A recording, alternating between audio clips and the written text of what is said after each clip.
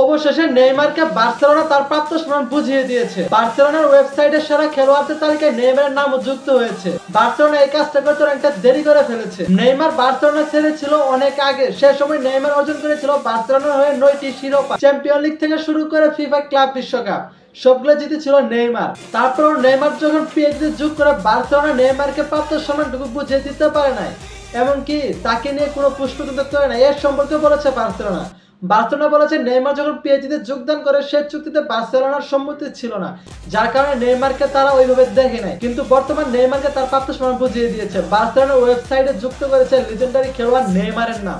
আসলে নেইমার তুমি অনন্য, তোমার কোনো তুলনা হয় না। ফুটবল ধন্য নেইমারকে পাওয়ার জন্য।